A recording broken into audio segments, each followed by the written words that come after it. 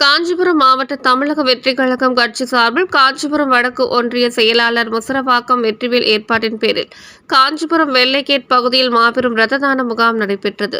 இரத்த தான முகாமில் தமிழக வெற்றிக் கழகம் கட்சியின் காஞ்சிபுரம் மாவட்ட தலைவர் SP.K. தென்னரசு கலந்து கொண்டு இரத்த தான முகாமை துவக்கி வைத்து கட்சி நிர்வாகிகள், தொண்டர்கள் என 100 பேருடன் சேர்ந்து இரத்த தானம் வழங்கினார்கள்.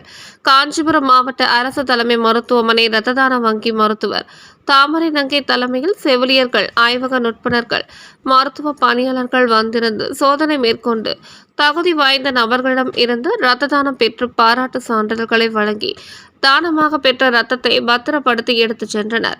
இரத்த தான முகாமில் தமிழக வெற்றிக் கழக கட்சியின் ஒன்றிய நிர்வாகிகள் அலெக்ஸ், அஜித், சர்க்குணம், அமர் மற்றும் திரளான கட்சி நிர்வாகிகளும் தொண்டர்களும் கலந்து கொண்டு ஆர்வத்துடன் இரத்த தானம் செய்தனர்.